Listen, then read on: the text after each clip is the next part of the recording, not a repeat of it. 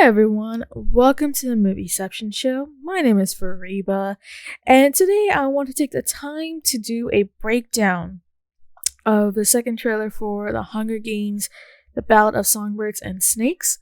I'm going to do what I did with the first trailer, kind of go through some of the new clips from the second trailer, elaborating on what's going on, providing some of the details of what the scene could be implying, the specific scenario of how that scene could be coming from the text, and so on and so forth, right? So I'm going to be doing it in a similar style that I did with the first trailer, which I had also done a breakdown video for.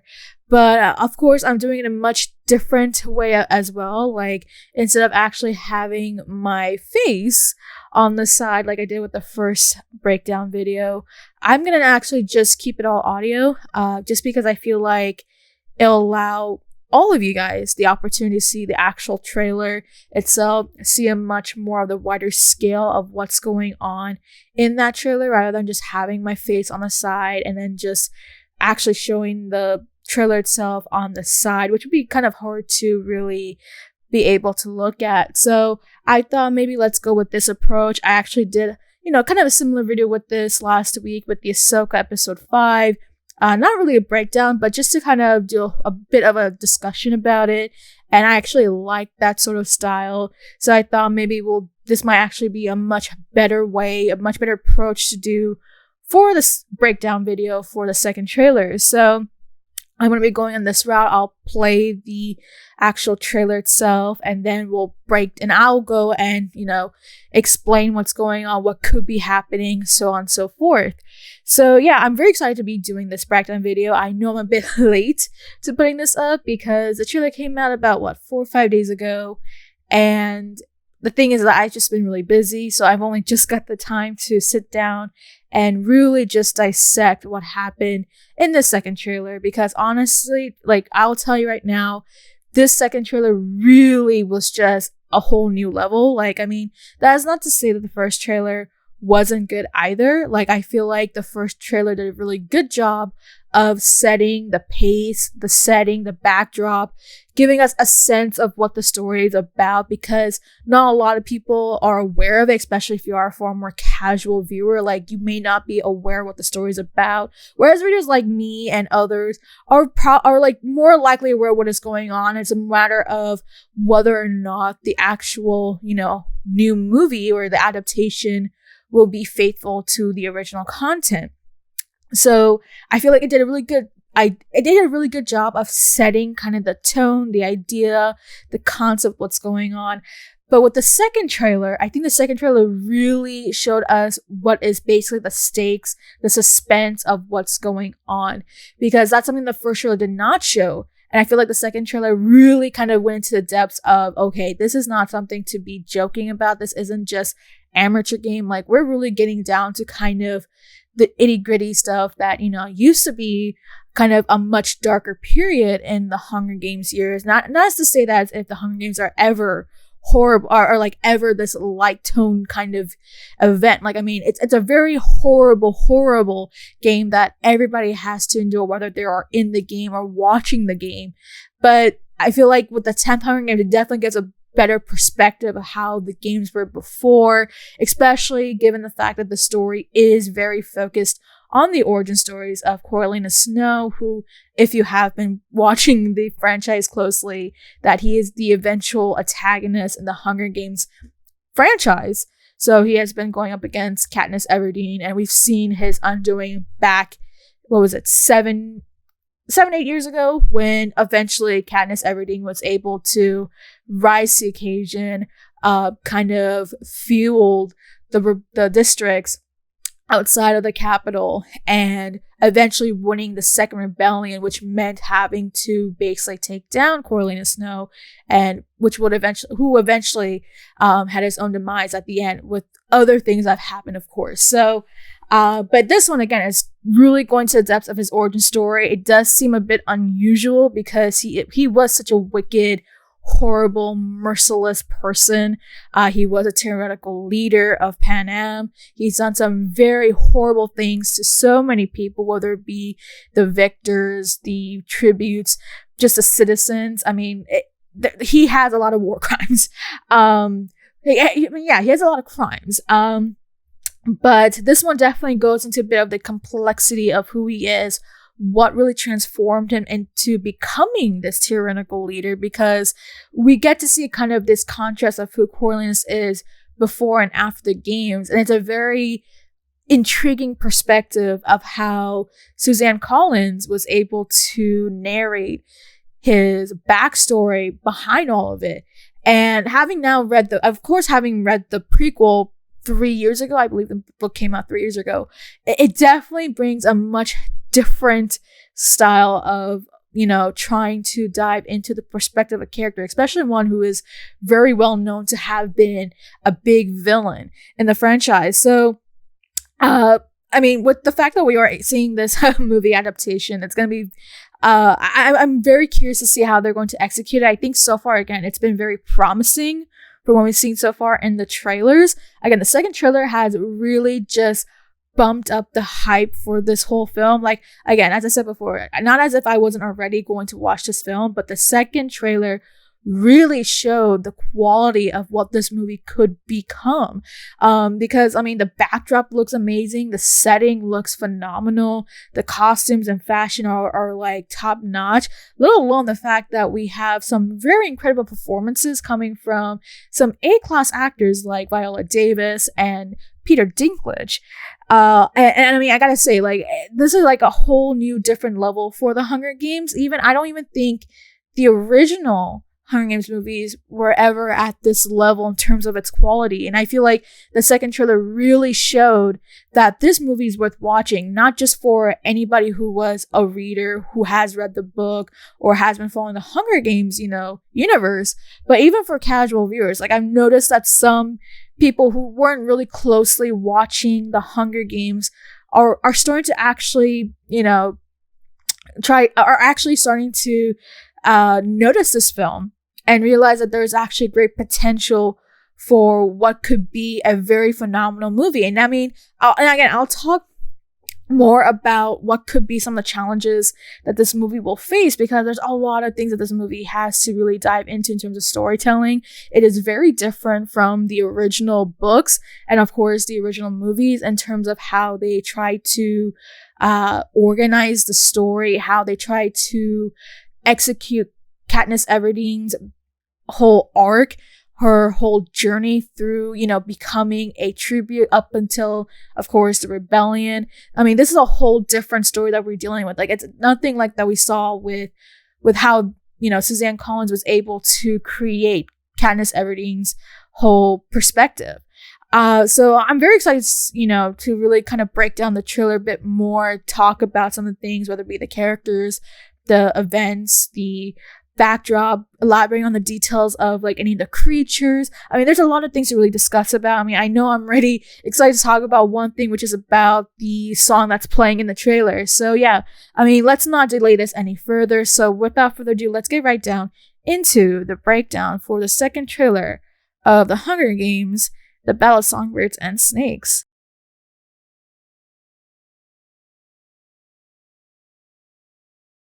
Mr. Snow, after everything you've seen out there in the world, what are the Hunger Games for? Alright, so let's stop here a little bit. There was a lot of quick shots that they had in this first few, 5 seconds right there. There's a lot of things that we've kind of already seen before from first, as well as some new snippets. So first off, let's go back just a little bit. Here is, of course, a snippet of the arena. This is before a certain event that's been taking place. I've kind of explained this a little bit before in the first breakdown video for the breakdown for the first trailer. In the world. That's the games. I'm not exactly sure what this scene is about. I'm very unclear about it. So this could be just a little, probably very insignificant scene, but oh, so we saw one moment where we see two kids running around what looks to be a very torn down Capitol. We'll talk more about this because there's actually a later scene where we see these two kids, but the one on the left is, of course, is a young Coriolanus Snow, and the one on the right is Tigris. So left is Coriolanus, right is Tigris, and this is very much implying that this is a flashback scene. We'll talk more about this in a second because, again, there's a much longer footage at the very end. And then, of course, a couple of snippets from the games. It looks like, some of the tributes attacking one another or going into hiding. What are the Hunger Games for? Okay, so this is very, very big. So here it is. Viola Davis is playing Dr. Volumnia Gaul. She's having a lesson at the Capitol Academy, and she asks this very specific question. What are the Hunger Games for?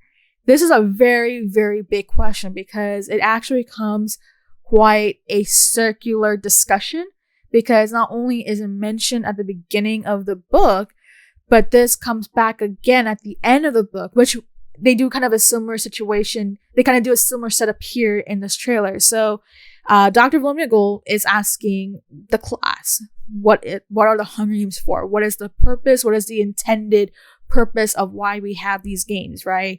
And of course, if you've read the books, of course, if you've been following the Hunger Games universe, you would know that the more direct answer, the more, given answer is that, the Hunger Games are there to punish the districts for what they did in the First Rebellion, for defying the Capitol and going to war against them and causing all of this destruction and whatnot. So as punishment for doing that, you have to, of course, you would have to reap two tributes, one female, one male from each district, a total of 24 tributes who would then fight to the death up until there's one victor, of course. And that's how, that's the more general, accepted answer of what the Hunger Games are for. At least that's how it's been communicated towards, the citizens, to the districts, whatnot. But there is a much deeper meaning behind the actual answer to what are the Hunger Games for, because there's actually a much more in-depth idea of why this is necessary, and this is something that actually becomes quite a journey for Coriolanus Snow.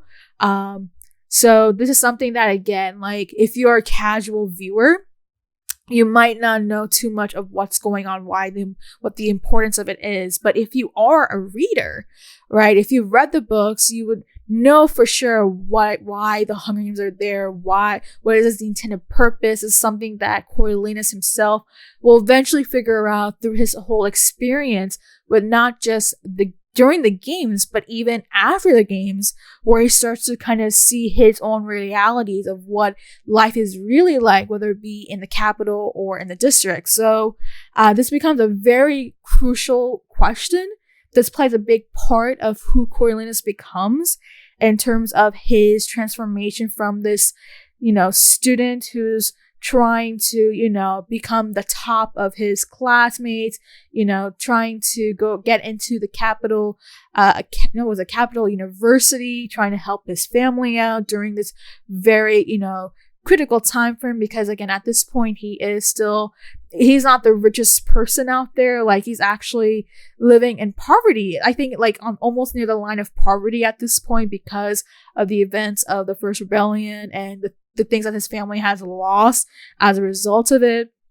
There's a lot of things to really go down into it, but once he goes to the Hunger Games, right, he starts to really open his eyes and realize what its intended purposes are for.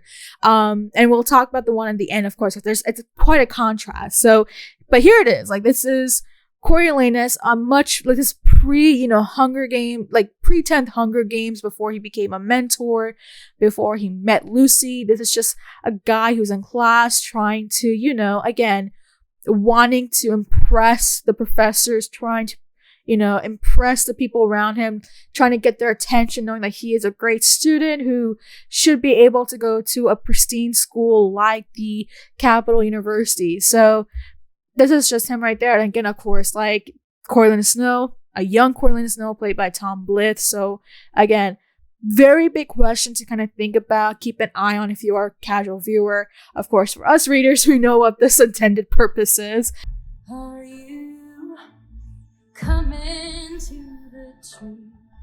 Okay, so I actually do want to stop here because we already hear the song called The Hanging Tree. This is not the first time that we've been familiar with this song or have actually ever heard it.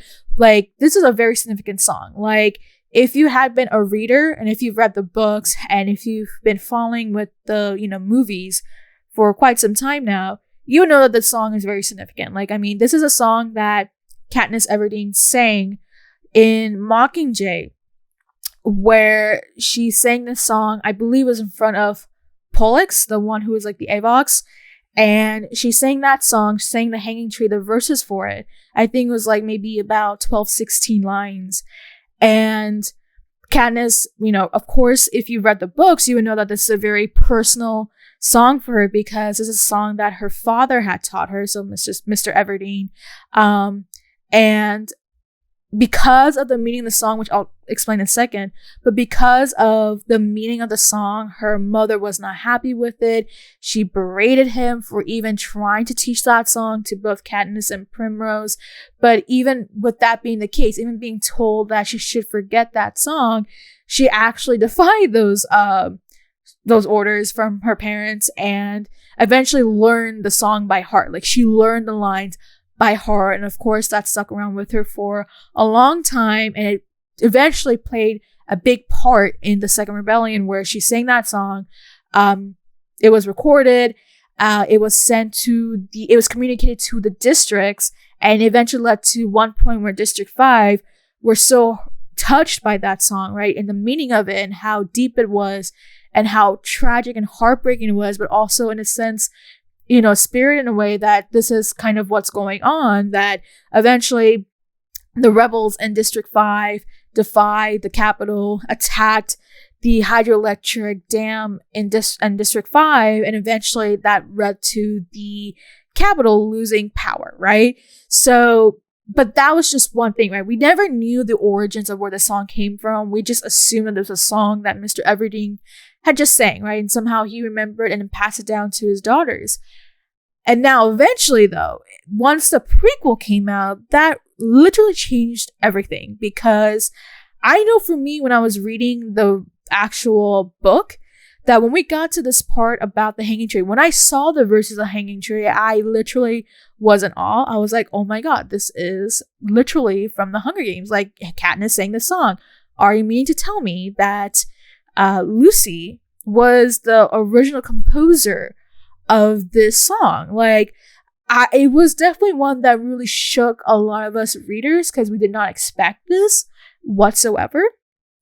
And yet this was the case. And the actual song is very literal, right? The whole point of the song is that it is a man who is about to be hung, probably for his crimes. And what was it? Are you coming from strong? Hung. I think it was like murder 3, right? So this man, right, the one who's about to be hung for his crimes, is being charged and punished for killing 3 people. And now he's calling out to his lover to come and join him, basically, or see him in a sense. But he's basically calling out to his lover, right? And that's what this whole song is about. And the thing is that this song is very literal, and it's actually based on an event that we at least read through the text of, the prequel, which is that there was an actual hanging that was displayed towards the District 12 people as a result of this person's crime. Now, of course, we haven't really seen any snippets of Arlo Chance. So there is a character named Arlo Chance. He's a District 12 citizen, and he's the one who committed the 3 murders. And as a result, he's being punished for killing 3 people, right? So again, the whole basis of where this song came from. And people saw him hang. I believe there was one point where he was trying to reach out to his lover or something. And then, of course, he died. So we haven't seen specifically Arlo Chance, like his whole facial, visuals or anything like that. We haven't really seen him. I think this is probably the best scene that we have thus far that actually shows a snippet of the hanging itself. But it shows again the brutality of what's going on, the mistreatment that the district has to deal with.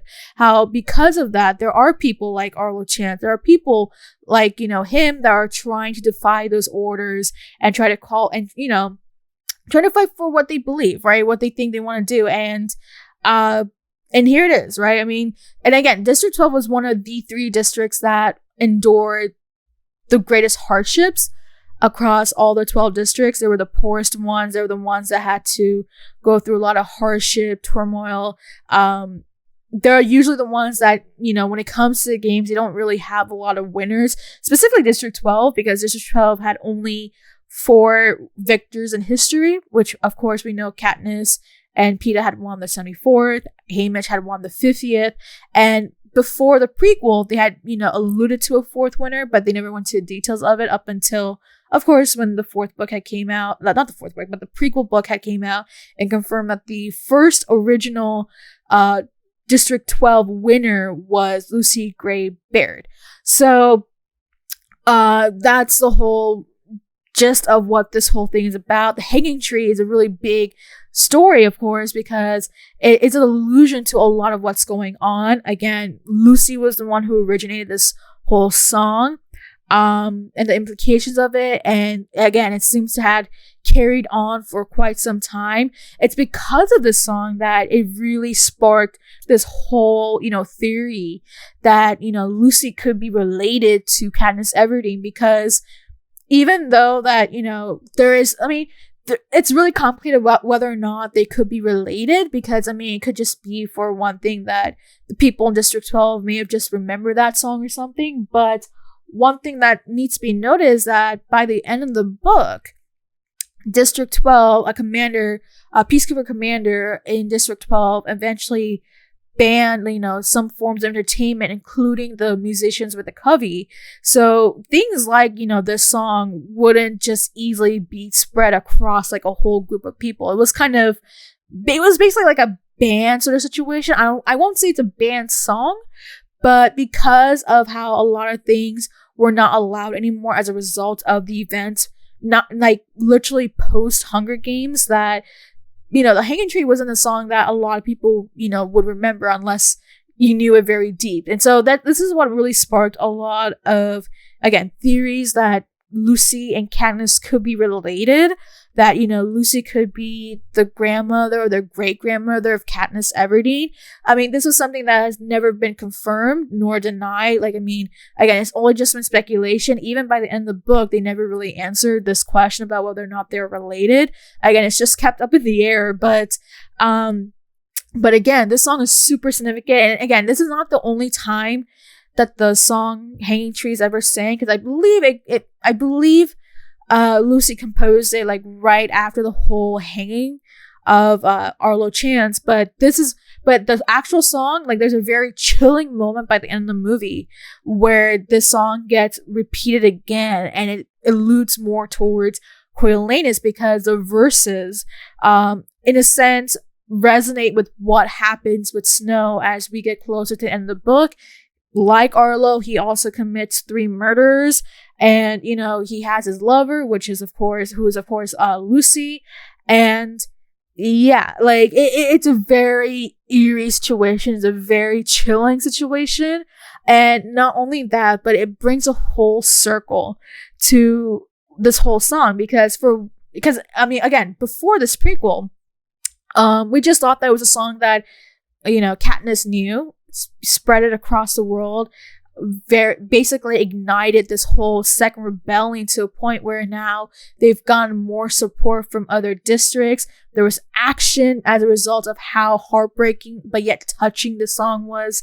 And now we know that this song isn't just something that sparked the second rebellion, but this also has, some deep roots with Coriolanus, because this song was the one that, Lucy sang, not just at the hanging, but also sang towards Snow at the very end of the book, which there are some very, very dark things that happen. So, the fact that they actually had the second trailer play the Hanging Tree song, I believe this seems to be a sample from Rachel Zegler. So it seems as if she has recorded her version of the song, which again, I feel like it really brings out the right tone of what's going on. It's very eerie, it's very suspenseful, it's very chilling, it's very gloomy, because again, at this point, like, it's a very dark time for these districts.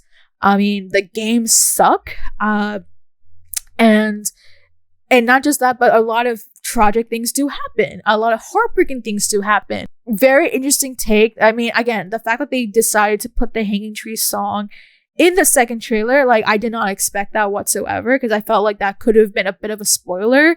But at the same time, I could see why they put it in there, because for one thing, this is setting up the connection between the original Hunger Games movies to this film.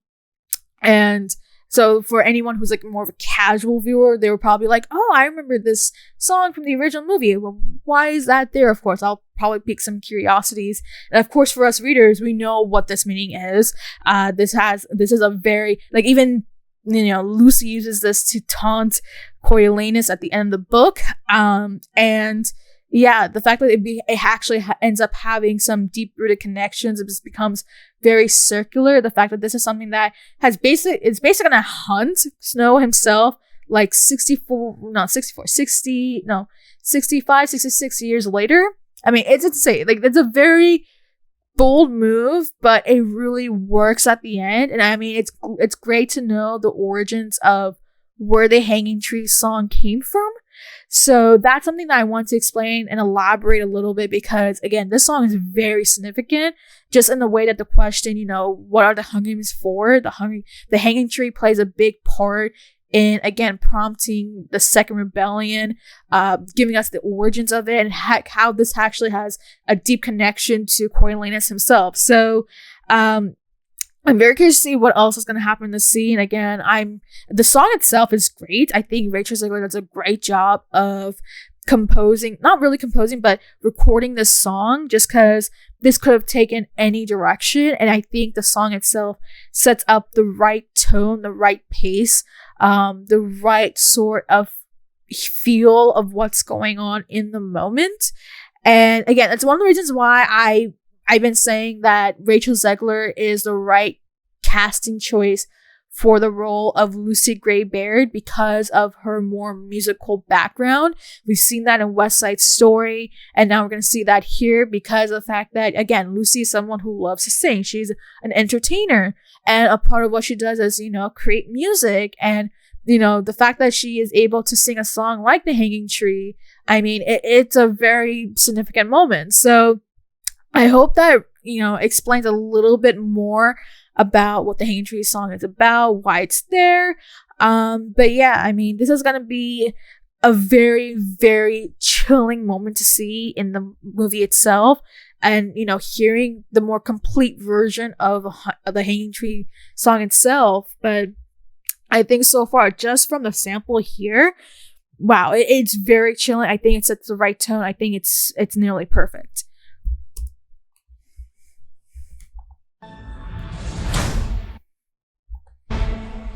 The Hunger Games, they're to punish the districts. So there it is. Coriolanus answers the more straightforward answer of why we have the Hunger Games, right? To punish the districts. And that's the more straightforward answer of what it is, but it's not the deep-rooted reason for it. So again, right there. Districts. Those tributes don't have a choice. Your role?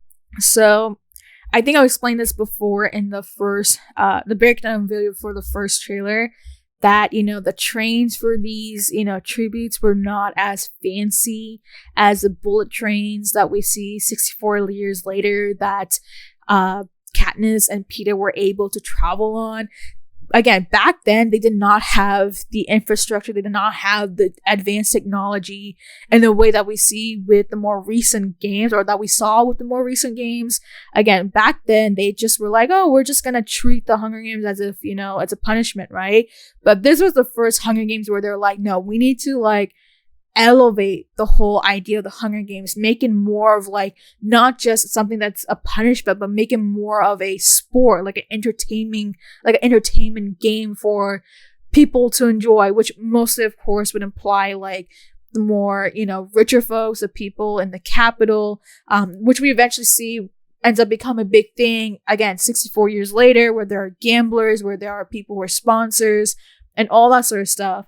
And but even then, back then, they did not have all this luxury. They did not have this fanciness of, transporting tributes from one place to another, making them feel as if they are special people. They did not have that. They treated them like trash. I mean, again, they're just contestants who are in this game to, as a result of punishing the district. So, yeah, I just wanted to explain that just a little bit again, that, it was not as fancy. It was not as luxurious as the more recent Hunger Games that we've had in the future. Your role is to turn these children into spectacles, not survivors. Okay, so I do want to stop here. I want to stop here because you can see from the reaction from Coriolanus how it seems a bit conflicted. And this is what I want to explain a little bit of why this story is very significant. Because unlike the Snow that we see in the original Hunger Games, movies and the original trilogy books, where he had, he didn't hold back on being a ruthless dictator who controlled everyone's lives and punished them if they did not, follow in what he intended their uses for, whatnot, right? But here it's like you can see a Coriolanus who is just young, who is a student at the Capital Academy. You can see just from his reaction that he seems a bit conflicted about what's going on. Like, this is showing the complexity of who Coriolanus is, that, despite the fact that he was very ambitious, someone who really wanted to be at the top, who, would go to any means necessary to be the best of the best, that there was a little bit of this sense where he did have, some sort of morality in him. And a lot of that, of course, will be from the influence of his cousin, Tigris, who we'll see more in this trailer in just a bit. But you can get the sense of this contrast of who Coriolanus is in the beginning versus who we see eventually 64 years later, where this Coriolanus wasn't always, such an asshole, who wasn't always such a tyrannical, person. And yet, it's very interesting how he does eventually transform into that ambitious person later on, because we know that is going to happen. This will happen eventually. Just that it's a matter of what triggers that moment. And this Hunger Games, this experimental Hunger Games that they're going to have, where they're going to try and play around some things, it's going to be a big part of what, eventually leads him to become this person, sets up this path of who he becomes, which is, of course, the President Panem. So, the fact that we get to see kind of a bit more of this very different Coriolanus, which again appears to be the beginning of the film, just as these tributes are being reaped, because you can see just a couple seconds before this that they are showing, what was it, right here somewhere. So like right here, you can see some of the tributes being reaped from each district. So that means that, they're probably watching this and then learning what their assignment's going to be going into this 10th Hunger Games. And here is Coriolanus, who it's like, okay, well, he's about to become a mentor, and this is going to be a very unusual circumstance. And is this right? Is this wrong? A very interesting perspective for sure. And that's something that I'm looking forward to seeing when it comes to seeing his growth, his character development from the beginning to the end. Because despite the fact that, again, this whole story is not just focused on one character, it is also focused on Lucy. Lucy is just as an important character as Coriolanus is in this whole and not just the book, but in the movie as well. At least in the books, though, the much of the events that have been happening are viewed through the perspective of Coriolanus, like in the same way that we saw in the original trilogies, that most of the perspective came from Katniss. And the times that we do get to see, Lucy, is through the footage of the games, through his interaction with Lucy, and that's about it. So this movie is basically a story of Coriolanus' origin story. It's not just Lucy and Coriolanus, but this is basically Coriolanus' origin story, which of course involve Lucy. So that's gonna, again, I'm very excited to see bits of this kind of being broken down, seeing again how he transitions as a character as he gets more and more deep into his role as a mentor in the Hunger Games, as well as trying to, help out his districts. Because again, as I said before, people from districts 10, 11, 12,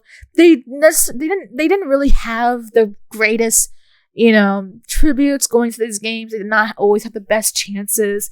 I mean, particularly District 12 was the one that had like the lowest chances of, tributes winning the games. I mean, you only had 4 victors from that district. Like, that should tell you enough of how much District 12 doesn't really have that manpower compared to some of the other districts. And a lot of that, again, it's because they don't have the resources. They don't have the capability to train their, to train their children. They don't have that, like the way that we see with District 1, District 2, I believe even District 4 in that case.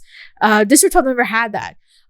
So you had to be had some really, skillful tributes going into the games. And I mean, in this case, Coriolanus had had his work cut out to somehow make Lucy a very, I guess you can say in this case, someone who's very desirable to the capital, trying to make sure that she did get the sponsorships, she did get, the material that she needed to survive the game, especially because it's going to be at the actual arena.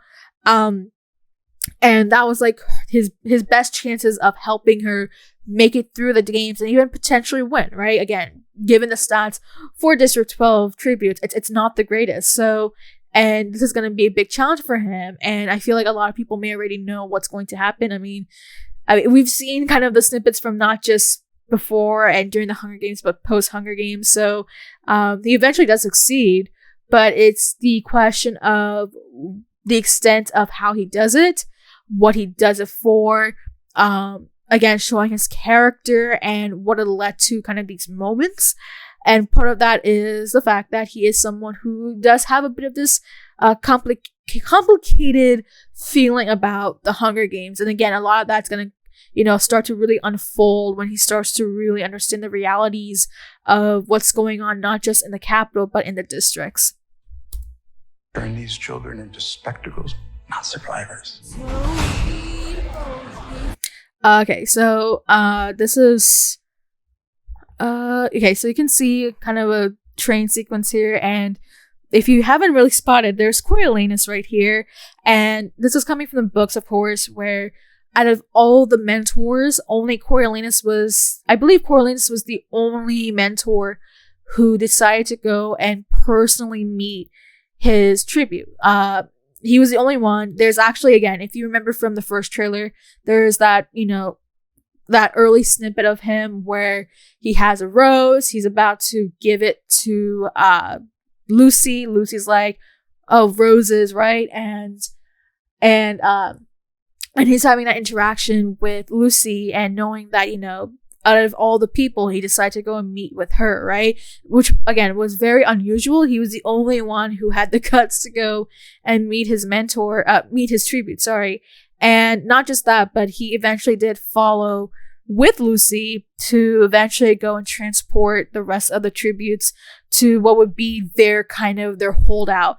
And you'll see in the whole trailer, in the movies, I don't think they've shown the wide scale of where their holding place is, because I don't know, but again, it's not like, the latter games where the tributes get to live in a penthouse, get to live in like an apartment style room where they get to go and have, the best sleep of their lives before, going to the games and maybe even dying before or something like that. They didn't have that lifestyle. Like for these tributes, they had like probably the worst conditions when it came to just before the games. Like that was how bad it was. I believe we may see a cage right here.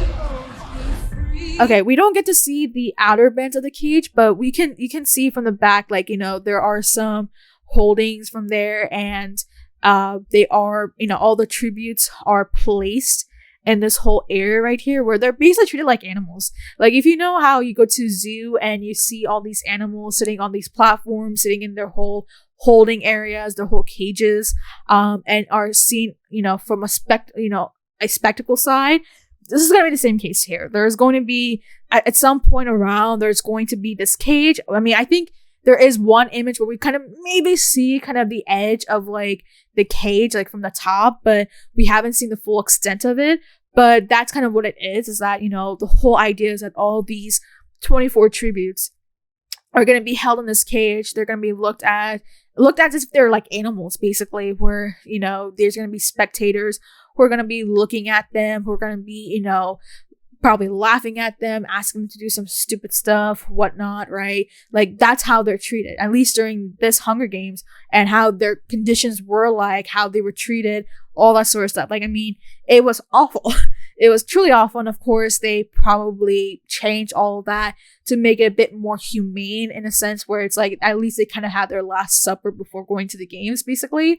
But before, they didn't have that sort of system in place. And as you can see, there's Tigris on the left side. There is Coriolanus on the right. I'm going to assume that this is as they're about to go inside. Like, it looks as if this is like mere minutes before the games have started, because we do see another footage of Tigris, a close-up footage of Tigris with a similar outfit where she has like, this dress on, this pink dress. She has that style and all that sort of stuff where she seems to be kind of in the crowd and watching the game and seeing what's going on. I'm assuming this is right before the games right here. And again, Tigris and Coriolanus are, their relationship is going to be very important going to this prequel as well, because they are cousins. And again, if you have been watching closely with the Hunger Games universe, this is not the first time that we're meeting Tigris. Tigris actually featured at the end of Mockingjay, both in the book and in the movie, for a brief moment, but she was one of the few people in the Capitol who was on the district side, and not the Capitol. And I think she gave like a sign of approval to like kill Coriolanus. And now going into this book, like when I was reading the book and when I learned that Tigris was the cousin of Coriolanus, that really shook me, because I was like, wait, isn't this the same person who helped the rebels escape from the peacekeepers and gave them shelter for a little bit before going to the final battle of the Second Rebellion? And I was like, whoa, so they were cousins. So that's a very interesting perspective, like just to see kind of how she thinks of Coriolanus from the beginning to the end. Like, there's a lot of things I have about this that makes me feel like, wow, this is like interesting, seeing how, despite how close they were back when they were kids, heck, even when they were teenagers, that at some point the relationship had tarnished, probably because of the fact that, Tigris saw Coriolanus' true face, how he just became just such a manipulative, cunning, ruthless person by the end of it. And we'll see a little bit in just a second about Tigris and how she responds to something, but yeah, we get to see Tigris right here with Coriolanus, which again appears to be that they're about to go and, preparing themselves for the inaugural day of the 10th Hunger Games and whatnot. But she's a very significant character, and it's great to see Hunter Schafer play Tigris. I don't think there's anybody else who would have played this character well. I think, again, just from the snippets that we've seen so far, she seems to really have the role intact. We're live! Again, we've seen a couple of these footages before. Like, we've seen kind of the whole TV screens and the students on the side. We've seen this from the first trailer, so nothing new here. This one is new, of course.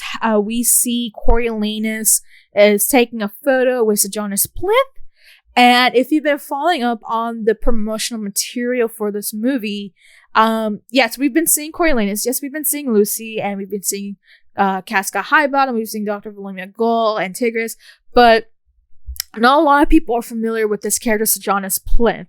I think I've explained about who he is in the first breakdown I did.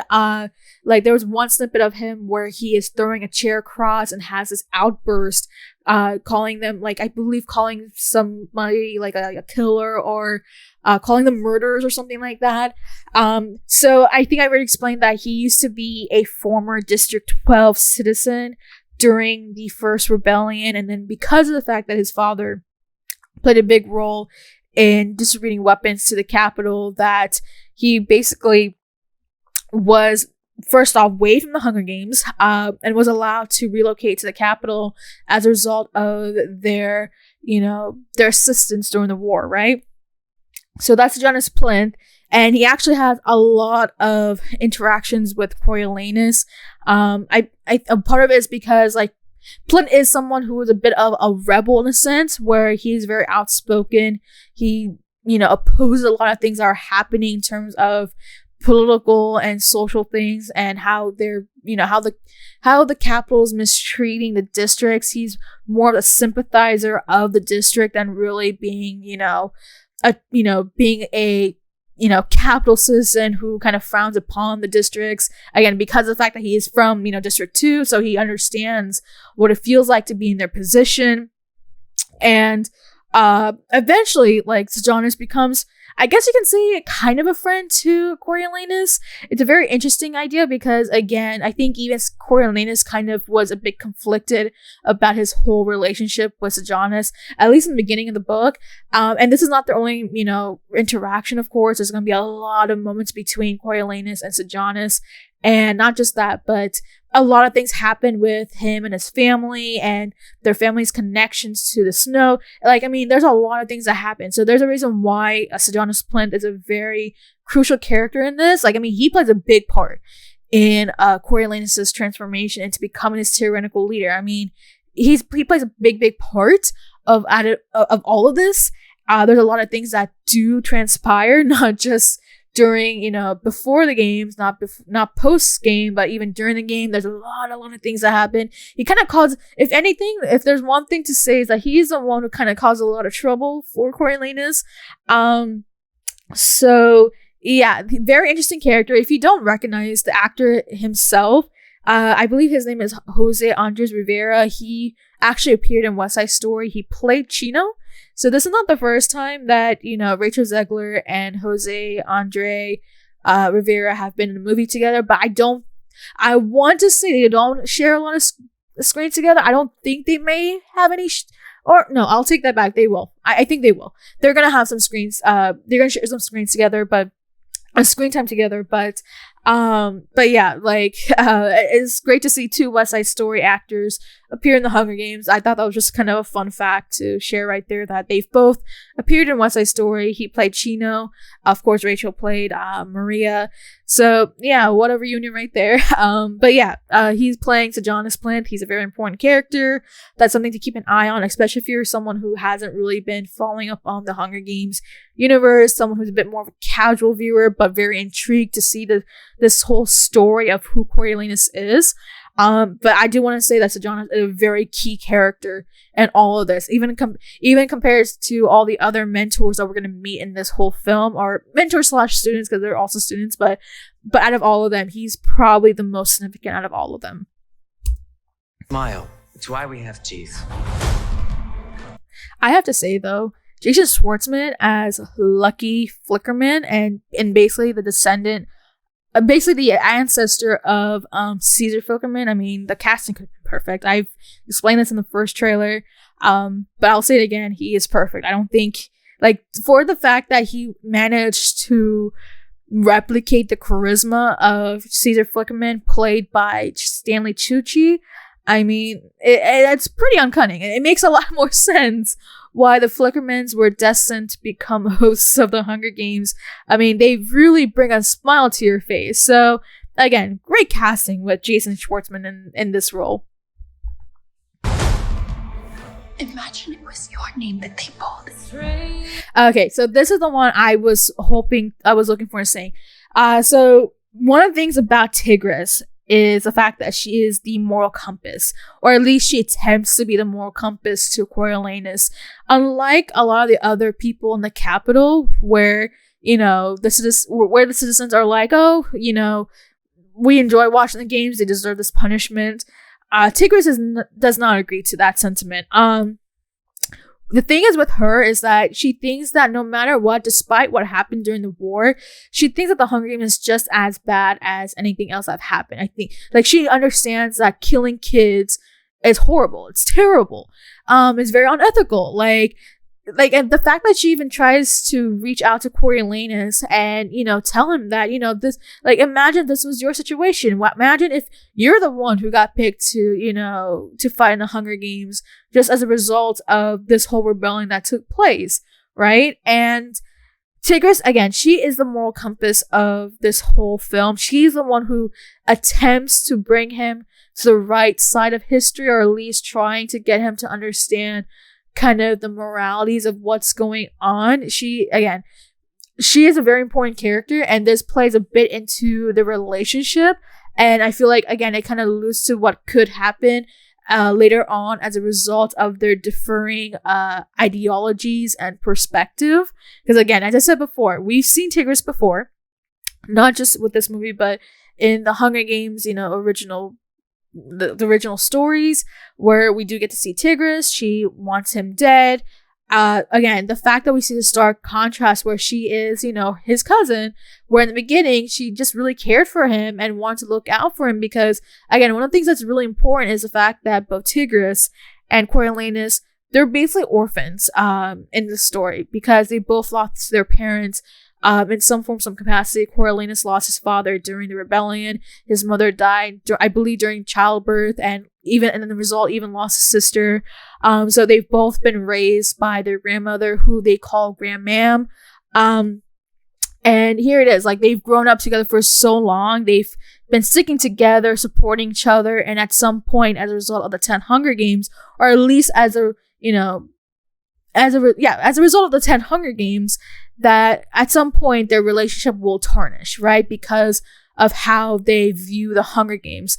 And again, at least with Tigress, she's not corrupted. She's someone who tries to kind of think righteousness of everything that's going on. She thinks in the morality. She thinks about the ethical nature of what's going on. She's someone who's, again, she might be naive at some points, but she's a very sweet, tender character who's trying to think in the right mindset, whereas Coriolanus is someone who is corrupted, ruthless, merciless, at some point tyrannical, and ambitious. That's who he is, right? And so it's going to be very interesting, again, to see a lot of what happens from the text and the relationship from the text be translated into the movie, of course. I think so far, just what we've seen, I think the chemistry between Hunter Schafer and Tom Blyth, it's really working out really great, showing that cousin relationship between them, how they are supporting each other in the beginning as a result of, Coriolanus' opportunity in becoming a mentor that could really help him get into, the Capital University. Because again, the whole point of why he's going through all of this, going through all the efforts to really, not just make his tribute desirable and trying to get her to survive as long as she can in the games, but even getting her to win the games, is because of the fact that he wants to help his family. He wants to get his family out of poverty. He wants his family to kind of regain their respect a little bit. And most importantly, in doing so, that he gets into Capital University, which, I mean, it's a pretty prestigious school, and it can be a bit expensive. So he needs that scholarship. So that's his only way to getting there. This is that means having to, have this more corrupted mindset if the means are necessary.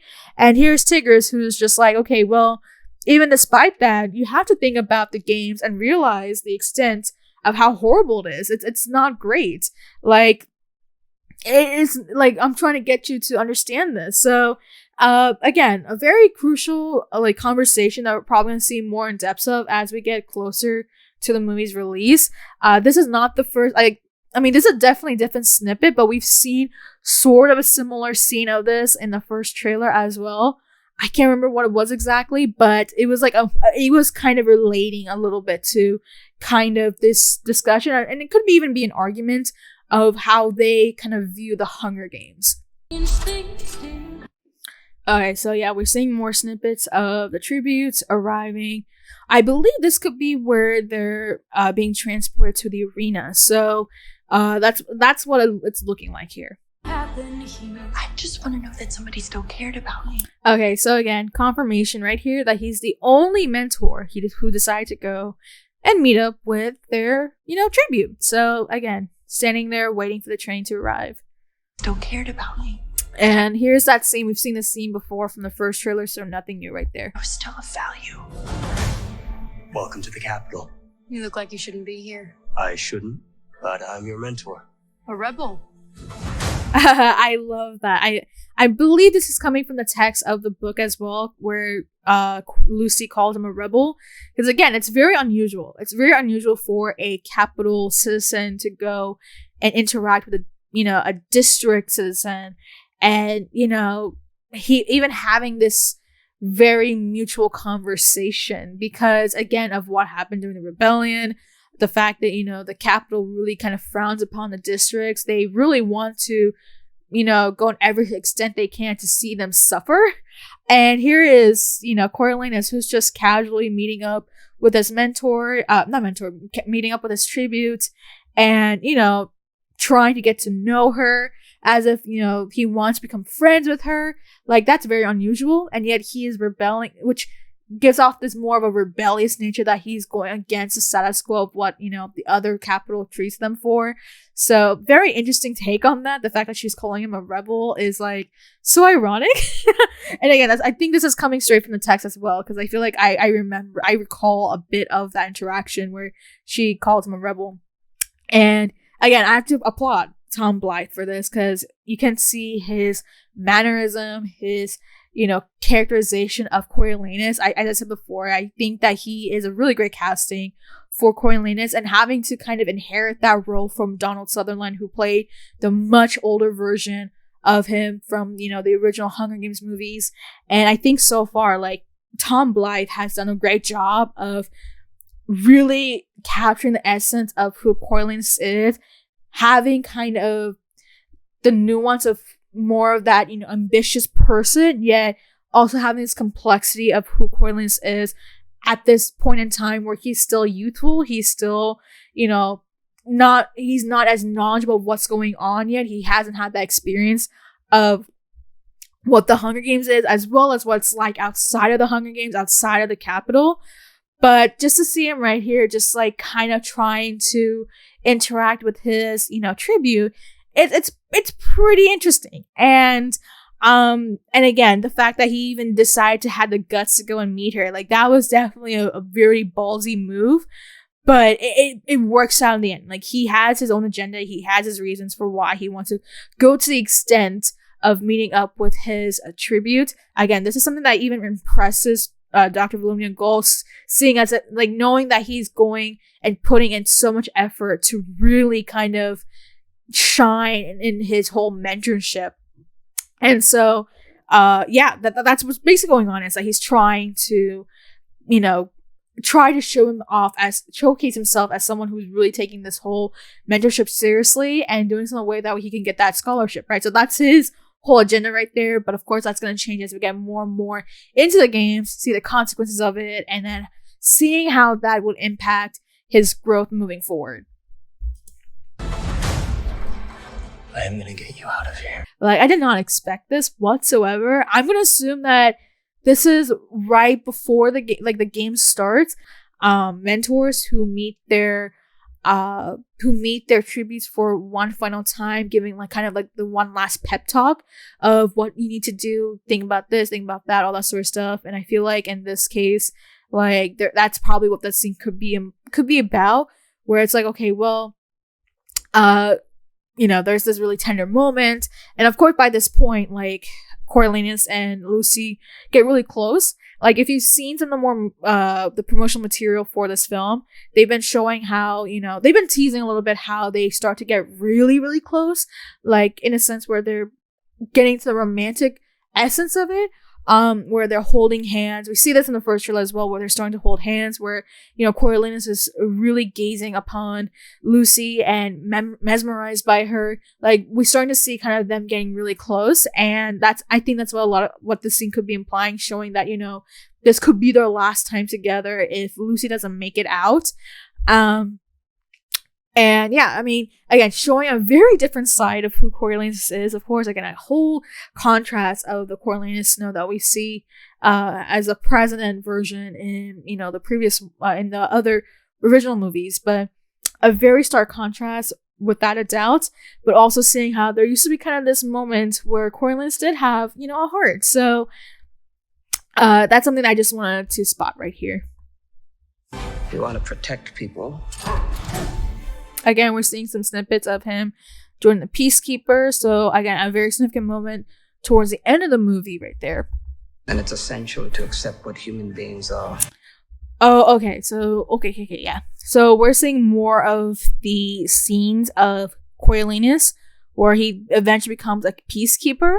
And in the back, we see Commander Hoff right here. Oh, I didn't even notice this. So this looks to be the hanging. So here it is. I think this is Arlo Chance right here, and this is his lover right there. Yeah, and so this is at District 12, without a doubt. And yeah, so we're seeing a little bit more of the scene of the hanging tree scene, the whole execution of Arlo Chance and his lover, because again, he murdered 3 people. And I didn't even notice this. So this is something that I'm just noticing now. I can't believe I missed that. But yeah, here it is. We kind of got a much closer look of Arlo Chance and his lover, the whole idea of where the Hanging Tree song was originated. And yeah, Coriolanus himself was present at the whole hanging. So, but that's not the end of the Hanging Tree song. There's another scene where that song gets played, and it's very, very, eerie. It's very, very chilling moment, even for Coriolanus. Human beings are. Oh yeah, so she even screamed murderer right there. I'm assuming that she was probably related to one of 3 people who got murdered. Again, you can see some of those District 12 citizens, looking around, watching what's going on, so on and so forth. Actually no, she looks to be the lover of Arlo Chance. So I believe she might be calling maybe the Peacekeepers murders. It's really hard to tell. But yeah, there's a lot of things going on, but this is definitely coming from District 12. What it takes to. Okay, so this is a continuation of the hanging. And as you can see right here, there is Sejanus Plinth as well. So both Sejanus and Coriolanus eventually become Peacekeepers, and they're both at District 12 at some point. Again, he becomes a very critical character who basically kind of sets the last pinnings of who, underpinnings of who Coriolanus becomes, kind of that last sort of stage of who Coriolanus becomes, because there's specific scenes that happen with with Sejanus that, Coriolanus becomes responsible for. And yeah, like, there's gonna be a lot of interactions between Coriolanus and Sejanus as they get more and more to kind of towards the end of the story. And this is again post Hunger Games, like post 10th Hunger Games. But yeah, we're starting to see a bit more footage of them together. This is something that I didn't expect that they were going to show more of, because again, it kind of shows snippets of like the third half, like the final act of the book. What it takes to control them. Okay, so you can see Lucy right here. She is watching from afar. Again, this looks to be a continuation of the execution scene of, the execution of Arlo Chance and his lover. She's one of the people in the crowd watching the execution. So again, she's the originator of the Hanging Tree song. So she knows what happened. She watched it in person. Again, sparking the whole debate about whether or not Katniss is the grandmother or great-grandmother of Katniss Everdeen. Let's see you use that famous snow charm. Okay, this is, again, Viola Davis as Dr. Volumnia Gaul, I mean, I cannot even tell you how much of perfect casting this is. I mean, she is nailing the role. Like, oh my god, she's super great. Again, another character who's going to be very essential in setting up Coriolanus Snow's, trajectory of becoming this tyrannical leader. In terms of Dr. Volumnia Gaul, she's the one who's trying to groom him to become a much bigger player, and not just, as a student, but someone who could be very effective in changing the landscape of Pan Am, especially in the capital, and his impact, and really trying to ideate some ideas to improve upon the games and kind of what's going on the political side of it all. So yeah, she's very crucial. She's the one who's grooming him. A lot of things do transpire as a result of, what happens during the games and after the games. Famous no charm. Again, they're in District 12. This is probably where they kind of go out in the outskirts of the district, probably going into more prohibited areas. But again, you can see how beautiful the whole landscape looks like. You can see the lake. I believe this is the same lake that even Katniss herself would go and visit with her father. So lots of, again, connections to Katniss Everdeen, because again, they're both from District 12. There's a lot of connections, of course. I feel like it's implied. But you can see how Coriolanus looks so different. He seems very, very different. He's, again, mesmerized by Lucy. He's basically in love with her at this point.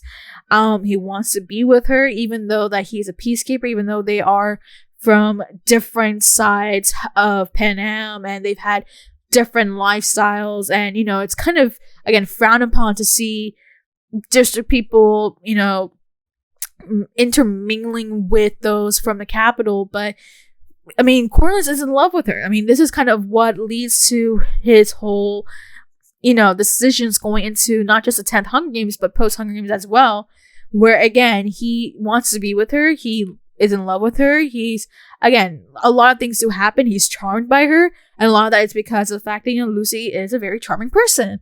And so, again, we're seeing a lot of bits and pieces where Lucy and Coriolanus are getting really, really close. How he starts to, hang out with the Covey. You can see some of the Covey people, in the lake swimming, and they're about to go into the lake as well. And I feel like this kind of already confirms that, she eventually wins the Hunger Games. I feel like that was a given as well. Even as someone like me who read the prequels, I was like, I'm pretty sure she won the Hunger Games, because I remember in the books that they had referenced another, District 12 winner, never really mentioned her by name, but, briefly mentioned that there was another winner, the first ever winner, and never mentioned her name. So we had all assumed that, the first ever District 12 winner had to be Lucy. There was just no other way around it. That was just the implication of it all. Something that the movies themselves never really talked about. So this is something that you would have to have known from the books, that, there was one other District 12 winner, a fourth winner, the earliest winner, and which was, again, of course, Lucy. So, and here it is. We now see the origins of that story right here. So, again, this kind of confirms that she won the Hunger Games right there. So, yeah. I keep forgetting this comes out in Thanksgiving. Oh, of course they're gonna pull it out in Thanksgiving, but who knows? Maybe I'll take some friends and go watch the movie with them. You seem like a good man, Coriolanus. Okay, so we get to see a little bit of the cage. So here's the cage, the one I mentioned earlier before, where they're gonna hold all the tributes. They don't, again, when you compare their conditions and how they were treated as tributes, it's like night and day between the 10th Hunger Games and the 74th, 75th Hunger Games.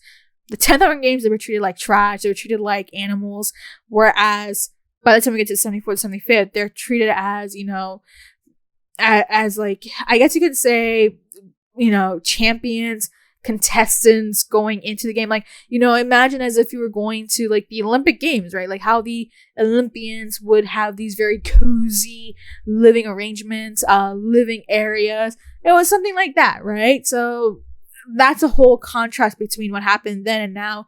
Again, it required a lot of changes to really change the setup and the whole idea of how to approach the games, not just treating it as if it was a punishment, but make it so as if it's like an actual game, like an entertainment game, as if it was like an actual Olympic game, right? So But here again, you can see a better idea of how the cage looks like. Again, Lucy is communicating with Coriolanus, who's visiting her and trying to strategize some things, trying to figure out what to do, what she needs at the moment to kind of get her strengths in order so that way she can go into the arena as strong as possible. Again, these tributes don't get a lot of resources even before the games. Like, they'll probably show some snippets of that, of course, to see how, again, to give like an idea of how they were treated even before going into the arena.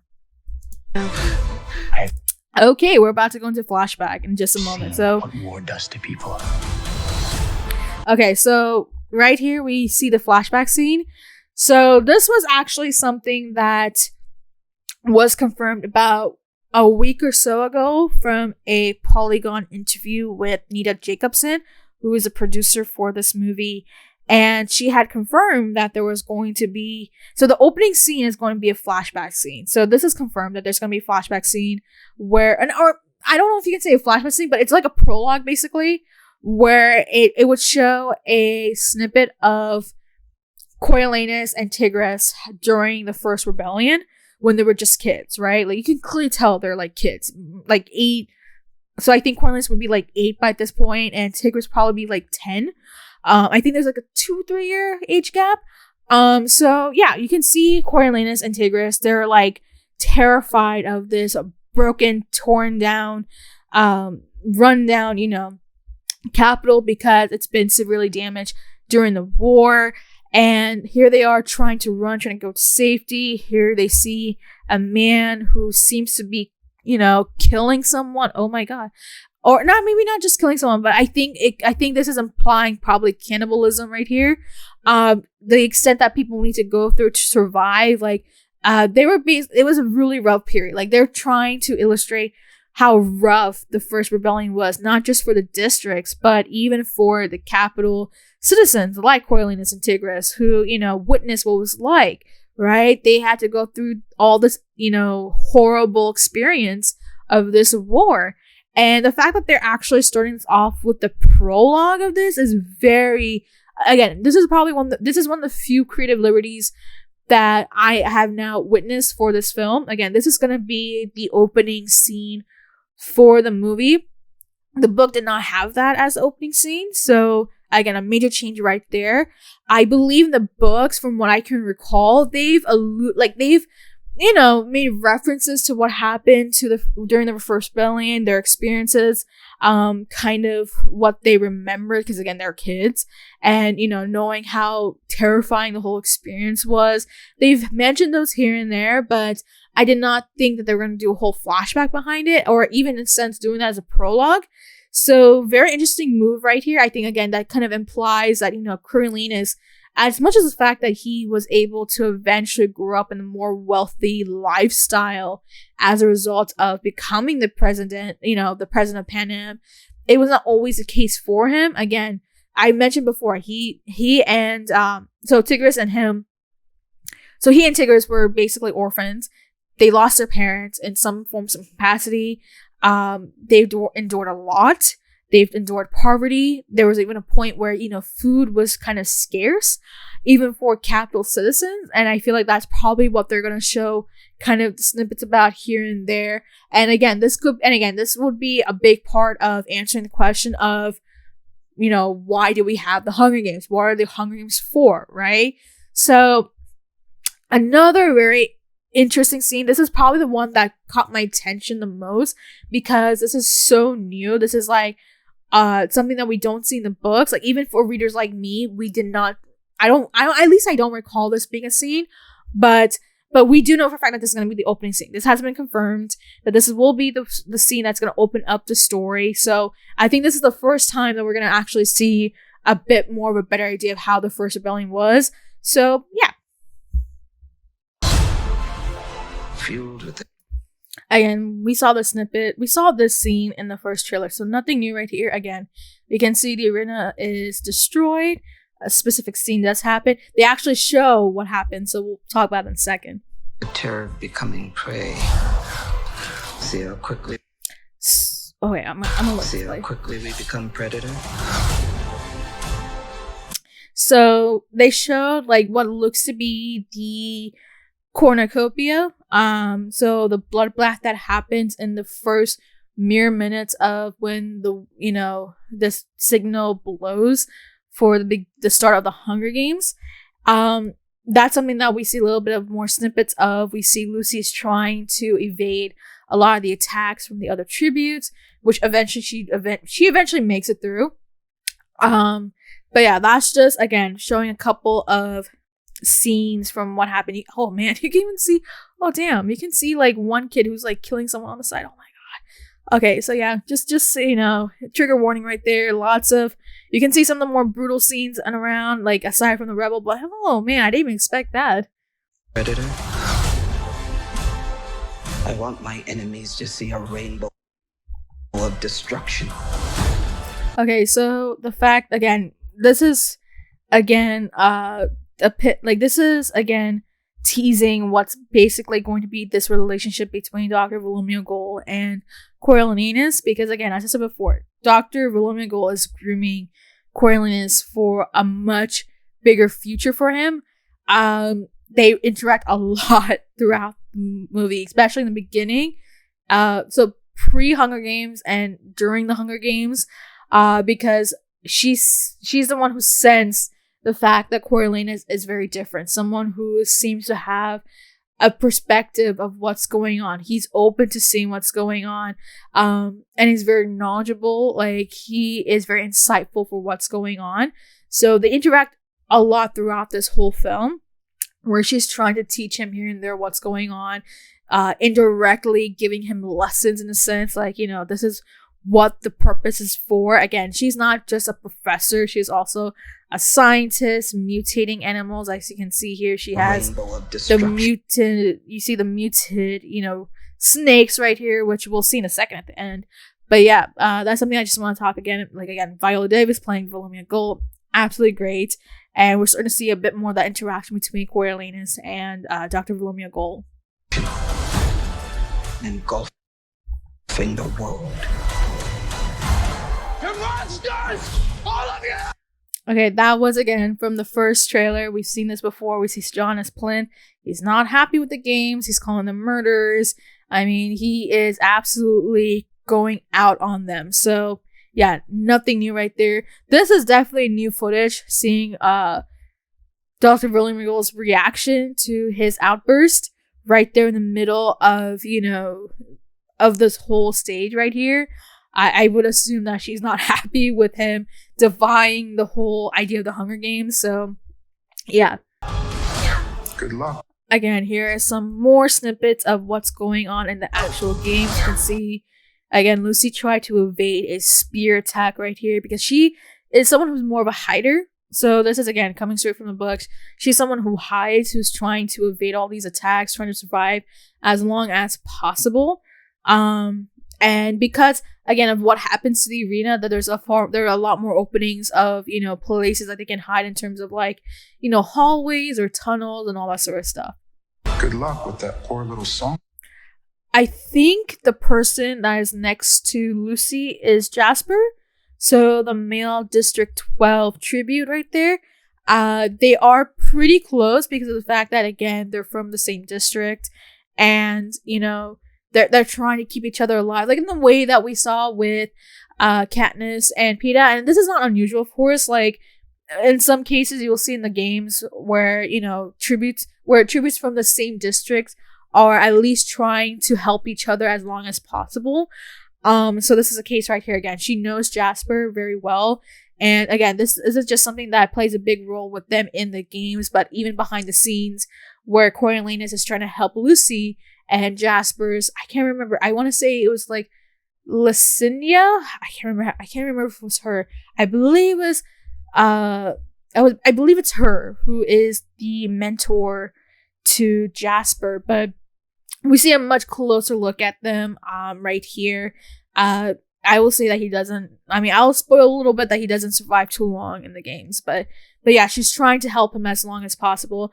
There's a very significant thing that does happen that causes his demise, of course, and that's a result of not just what happens here, but really what happens before the games at the cage. Poor little songbird. Where is she? With that poor little song.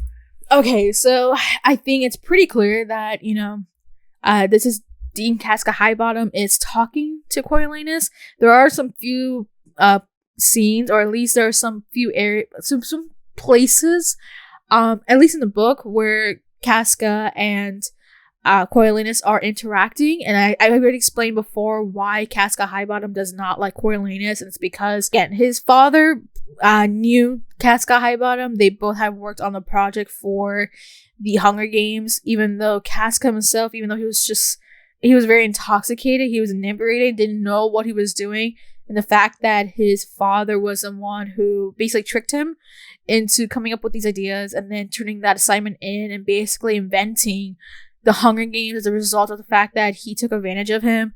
Like, I mean, he deeply hates him for that. And I mean, and of course, translating that hatred towards the son of the person that he dislikes, right? So, that's where we see a lot of this, dislike coming from, between them. He has a lot of contempt for Coriolanus, and so he'll go in every extent possible to try and ruin him in any way possible. So we'll see a lot of interactions between them as well. I would say particularly right before the games and at the end. And in fact, like, again, we're seeing Peter Dinklage play Casca Highbottom. I feel like that's such a brilliant, again, I wouldn't say it's a huge contrast from Tyrion Lannister. I mean, again, these are two different characters, so like they have their own ways of, approaching things, but the fact that he's playing Casca Highbottom is great. Again, like, just from this scene alone, you can just see how much he is really owning the character. Again, you got two masterclass actors, Peter Dinklage and Viola Davis. Like, I mean, just, again, you couldn't ask for something better than this. Bird, where is she? Okay, so I was waiting on this scene because I didn't know if they were actually ever going to show this. Because I remember in the first breakdown video, I had implied that something disastrous happens at the arena. So both the tributes and the mentors go and check out the arena. There's even snippets of the particular scene where they're walking through the halls, entering the actual arena itself. And that's because they're touring the arena, trying to get an idea of how it looks, where they're going to be fighting, trying to map out, kind of the location here and there. And as they're touring around, we actually see even more of a larger scale, like a wider scale of the arena in the beginning of this trailer as well. But in this arena, they're looking around, and then suddenly, something happens from the outside, which appears to be like some rebels who are attacking the arena. They must have figured it out that they were at the arena, so they attack it. So you can see, again, from this scene, a lot of rubble falling from the ceiling, seemingly even landing on Coriolanus. Here's Lucy trying to evade all of that rubble. And I even said this, right? This scene, hold up. So this scene, we saw this one in the first trailer. So I had said before there was two ways where the scene could be placed, which is either one where she's witnessing the actual explosion or the bombing that happens at the arena, where because of that, because of the impact of the explosion, it starts to destroy the ceiling of the Capitol arena, and you can see kind of again how things are like sprawling around them, and she's viewing that.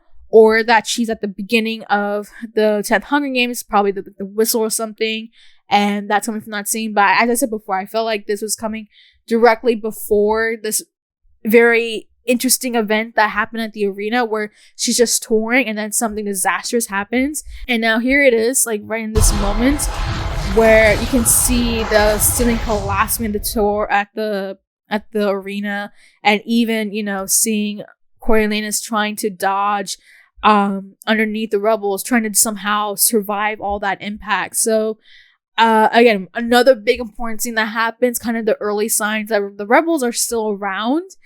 And again, a part of this lesson that Coriolanus is going through to understand the whole idea of what are the Hunger Games, right? Why are they there? Like, what are their intended purposes for? It's a mystery. And mysteries have a way of driving people mad. Again, you can see again, there is a snippet of Rachel Zegler playing Lucy where she is up there singing. Oh man, she actually has this bracelet. Okay. But yeah, she's singing up at the Covey, you know, with her band, with her family, whatnot, entertaining the people at District 12 right there. This is a new footage where Coriolanus seems to be crying. I'm assuming this is right after the games where they figured out that he's done some very heinous acts of, you know, acts of cheating. So this is probably where he's heartbroken that they figured it out. Now he's being punished for this, where he eventually becomes a peacekeeper. So, yeah, that's probably what this scene is about. So that's what I figure is going to be the case. Again, I remember the beginning of the book where he really wants to avoid becoming peacekeeper, and then eventually ends up actually becoming peacekeeper and having to endure that punishment. Again, more snippets of the attack. This one is significant.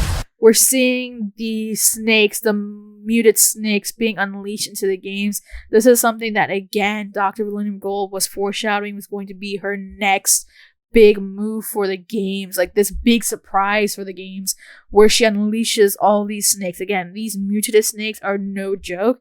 Again, they have like these eel features where they are very scaly, but they're snakes. I mean, oh man, I cannot wait to see the one moment that we're gonna see in this whole game with Lucy. I can't wait for that. And considering, let me just say this, I have a huge fear of snakes. So I can't even imagine my reaction when I see this moment right here. I just know for a fact that I'm going to have, my anxiety levels are probably going to be dialed at the highest capacity possible, just because I have such a huge fear of snakes. And these are muted snakes, so they're even more dangerous. But this is going to be a very significant scene. You can see right here in the back how I believe there are 3 tributes who are trying to escape the released snakes right here. Again, a very significant moment that's it's like building up to a very big moment. I wonder how they're going to execute it. It's gonna definitely involve Lucy for sure, but I'm so curious to see how they're going to play this off. I hope it pays off, but I'm so excited to see how that whole scene plays off. Again, lots of snakes around. I don't know if maybe she spotted the snakes. We'll see. Mr. Snow, let me ask you one final. Okay, I'll let this play out. Let me let this play out. I'm gonna let this play out. Mr. Snow, let me ask you one final time. What are the Hunger Games for? Okay, so you can see where Coriolanus is in his peacekeeper attire, and he is now meeting up with Dr. Volumia Gaul.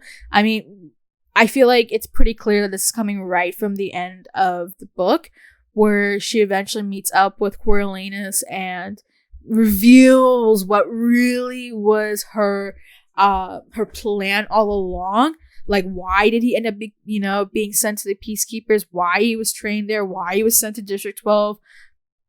Basically, the whole idea is that he realizes the realities of what's going on. There is an answer to what the Hunger Games really are about, and that is that it's an attempt to really control the whole internal war, right? Like, she even says it's like there's this internal war of the rebellion, right? Like, yes, we've had the first rebellion, and yes, that ended, but that doesn't mean that was the end of it all, right? The whole point of having these games is that it's basically kind of a continuation of it, but it's because of the fact that they have these games that it allows the capital to have leverage against the districts, showing them that, because they have all this power, because they can inflict all this misery, this pain, this suffering, that if they try to pull any of these moves, that, this is kind of the example of what the capital can do. So right now, the capital is basically running their money on this game to at least assert this control over the districts, allowing themselves to control who has the power in the moment. And by having the games, it allows them, at least with the capital, to realize that, regardless of whether or not they're in the if it's the rebellion or the games, that humans in general are, they can be murderous, right? It depends on the moment.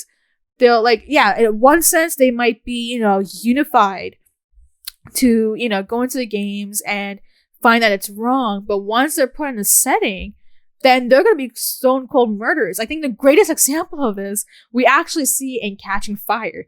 Because in Catching Fire, we saw, again, in that film where a lot of, the previous tributes are now, being forced to go and enter the games once more, even though they've already, had to endure all that, that pain, all that suffering, all of that the first time around in their lives. And we saw, during the interview with Caesar Flickerman, right before the games, where, everyone is huddled up on the stage, have, show their solidarity, showing that they're against these games, they don't agree to it, this is unfair, all that sort of stuff, right? Trying to stop the games from happening because this is just unfair whatsoever, right? It doesn't work out, and at the end of the day, right, the moment that you go into the games, all of a sudden everyone's like, instead of becoming friends, they've all become enemies, right? And this is basically the point that, that Dr. William Gaul is trying to tell Cornelius, trying to get him to understand that, this game isn't just about punishment, but that this is the human nature of how people are, especially given the setting of, of war, right? There's always going to be a war. The matter of fact is that there needs to be some sort of control. Someone has to control the narrative of it all.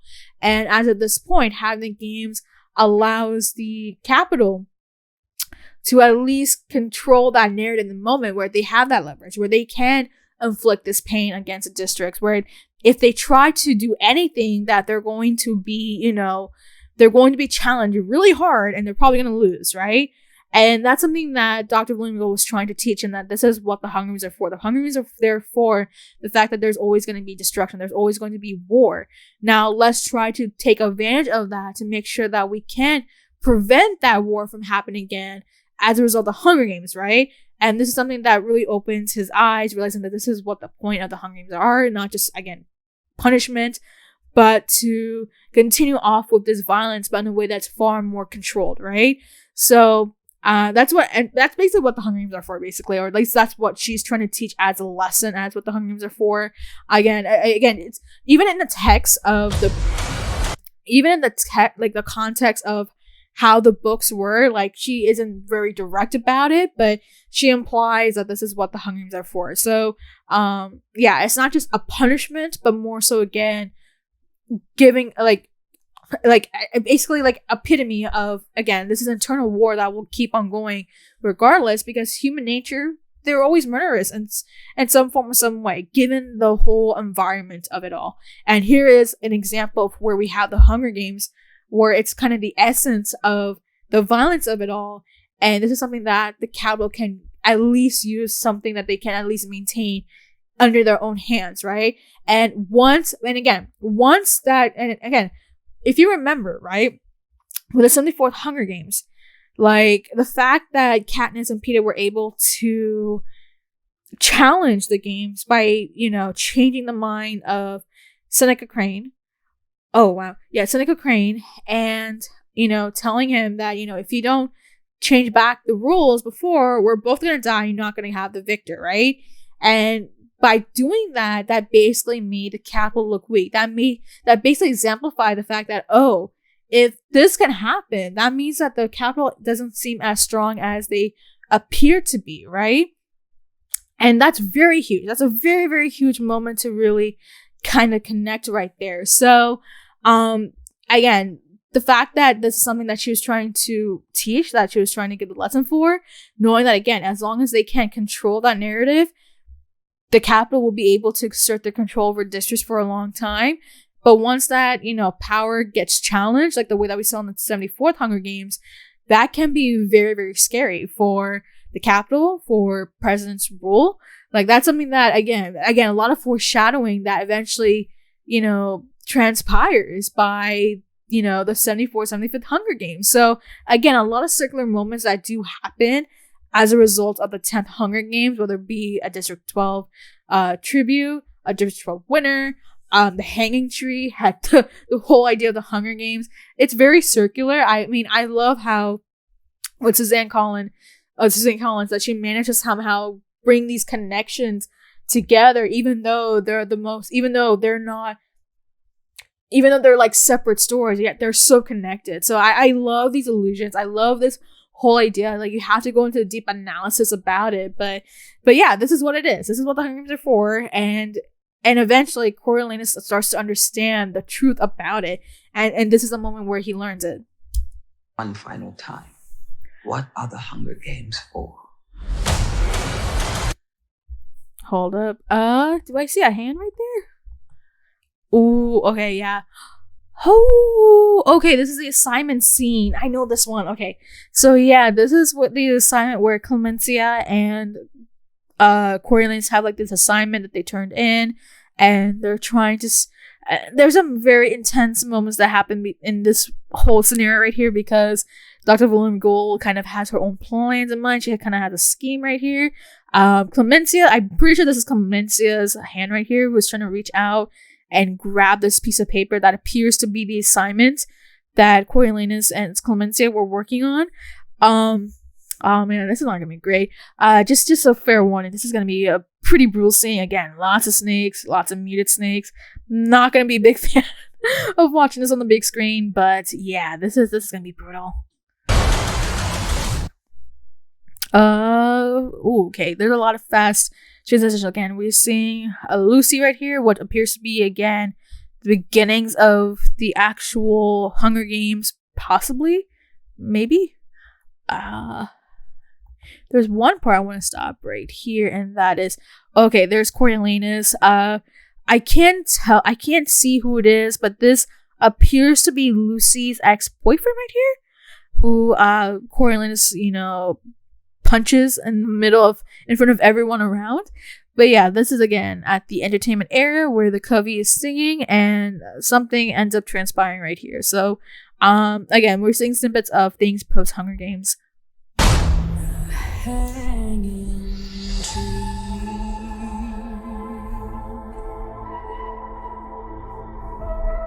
It's the things we love most that destroy us. Okay, so this is the last scene right here. We're hearing Donna Sullivan's line from the original movies. It's the things that we love the most that destroy us. I mean, that's basically the whole tagline for this whole film. The things that we love the most end up destroying us, and that becomes the case for Coriolanus. It's again foreshadowing, and not just foreshadowing, but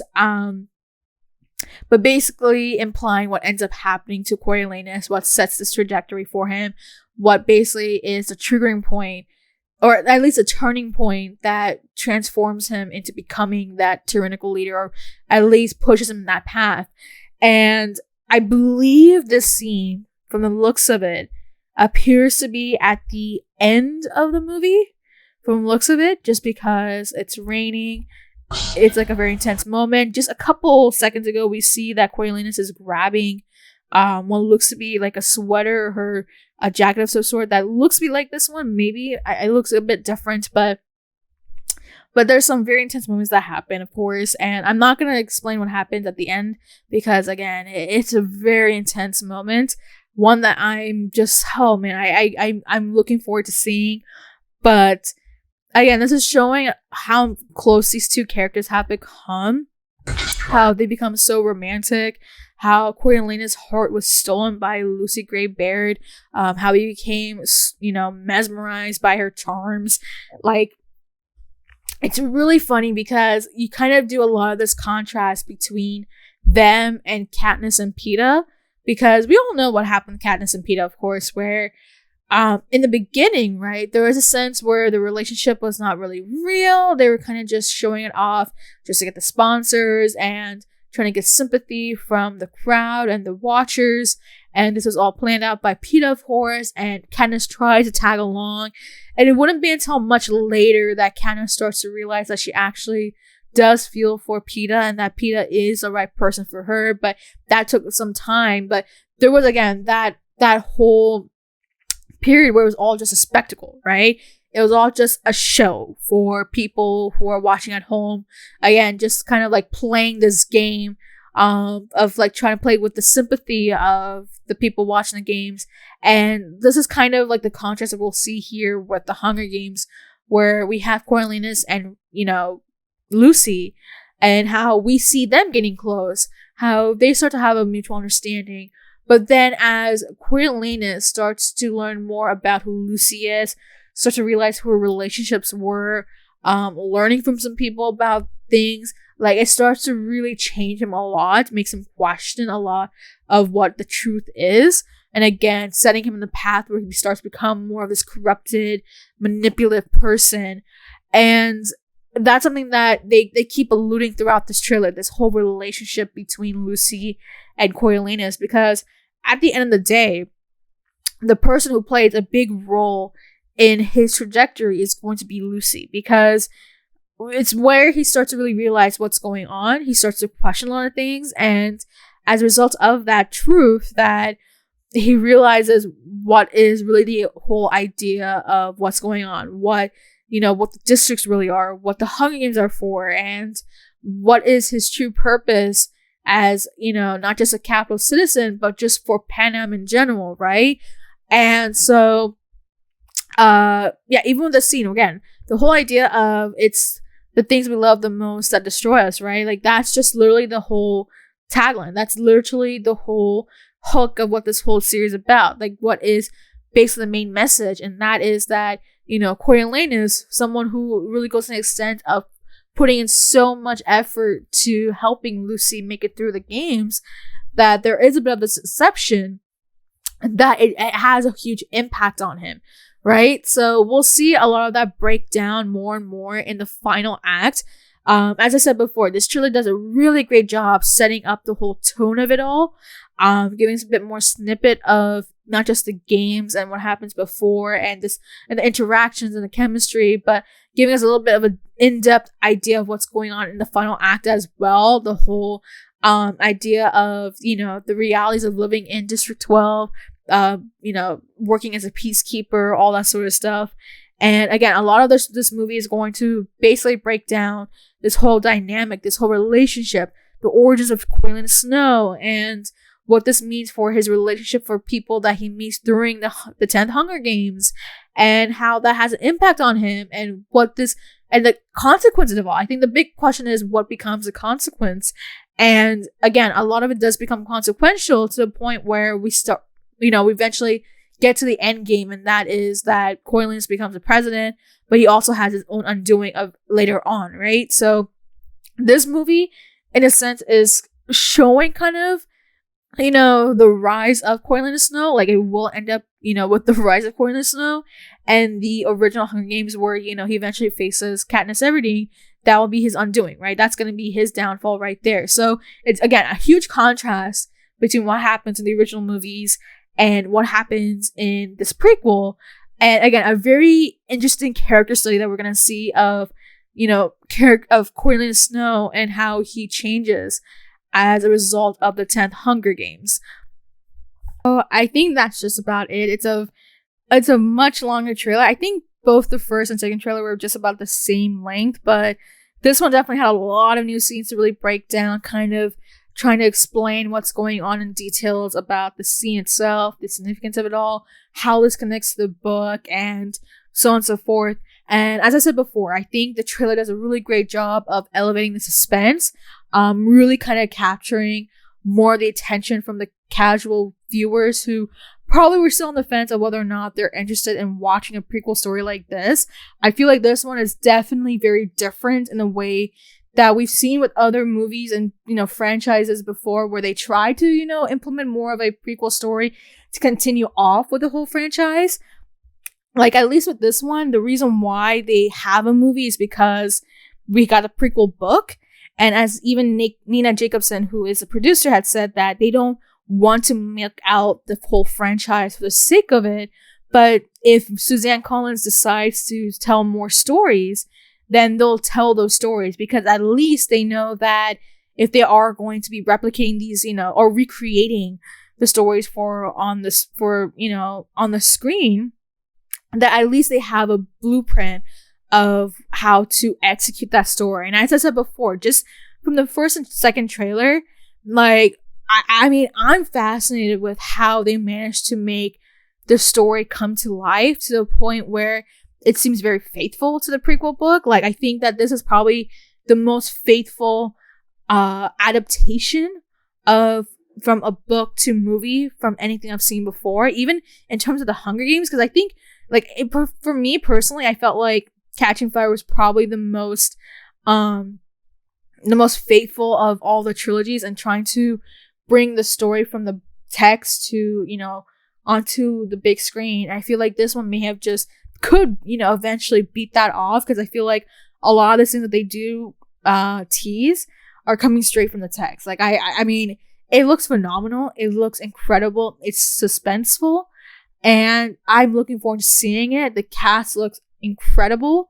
The visuals, the backdrop, everything is so well done so far. I mean, I've even seen where a lot of the scenes are starting to become a bit more brighter in terms of the quality of them all. So it seems as if they're really taking a lot of the notes seriously and trying to pull out the most quality looking prequel out there. And I know that there's going to be a question of, why do we want to have more prequels for franchises and trying to keep on milking out stuff? In the case like this, it's not really milking out because there's a book based on it. So it's not being milked out, and plus we get to see a sense of who Corlys is and his youthful nature back in those days.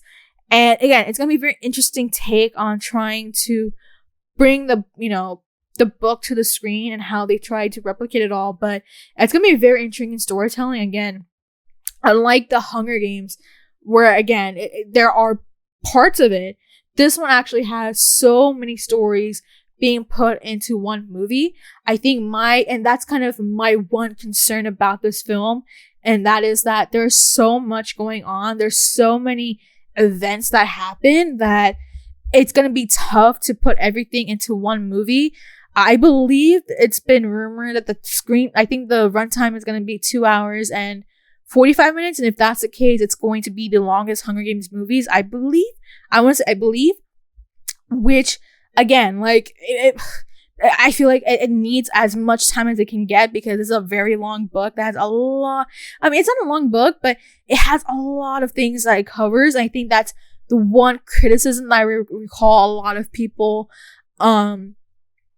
critiquing about, because there's just so many events. Like, some people have even argued whether or not this book could have been broken down into 2 books, just because there are a lot of things that do happen during this whole like story. But hopefully, like, they'll take advantage of the 2 hours and 47 minute runtime, because again, there's a lot of events to really kind of go and run through. And I think, again, that's the one thing that I'm just the most concerned about, is whether or not they'll be able to cover most of the important bits, as well as doing so in a way that they don't sacrifice the whole pacing of the story for the sake of trying to get everything from the book onto the big screen, which I feel like, having seen the trailer so far, that has alleviated a lot of my, concerns. But we'll see. We'll see when it comes out in November. I'm super excited to see it. Again, I think the second trailer really solidified my confidence in this movie. Knowing that, again, they're putting in a lot of work on the details and replicating the events from the text to the big screen. The casting looks phenomenal, as I said before. I'm looking forward to seeing the Hunger Games. The fact that it's coming out during Thanksgiving, I mean, I'm gonna have to figure out how I'm gonna coordinate my viewing for this movie with some friends. But I'm super excited. I hope that, my breakdown video has now given a better idea of what to anticipate. Maybe explain a lot of details that are happening in the trailer, especially if you have not read the book. But yeah, let me know what your thoughts are, knowing that, you have a bit of a better idea of what this movie is going to be about, what's going on with some of the scenes, and what this can imply for the Hunger Games universe in general, and how the story fits into the whole franchise. But yeah, let me know what your thoughts are, having seen, this breakdown. Are there some things I may have missed, some details that I probably could have elaborated more? What are your impressions so far having seen the second trailer? Are you super excited to see this movie now having seen the second trailer? I feel like a lot of people, again, from what I've read so far with some of the more casual viewers, that, you know, if they weren't already convinced the first time around, they were definitely convinced the second time around. Let me know your thoughts are. What do you think about the quality of what we see so far? What has been already at least been teased so far from the second trailer? Like, again, as I said before, I think that it really truly showed the depths of and efforts of what they did to really showcase the whole quality of this movie, and going and doing it in a way that, you know, I feel like even exceeds kind of the quality that we saw from the original Hunger Games. But maybe I'm wrong. What do you think? Maybe there's something maybe I missed, right? I feel like so far overall the second trailer looks great. I think it's a really great impression of what the final product could be looking like. Like, it looks like they're about to get through the finishing touches. And let me know if you have any other questions that I may have missed. Maybe some scenes that I may have skipped over. Maybe that need to be, you know, needs to be a little bit more elaborated, or needs to be explained better. But yeah, let me know if you have any other thoughts about the second trailer, some of the things I've broken down. Leave in the comments down below, and make sure to like and subscribe.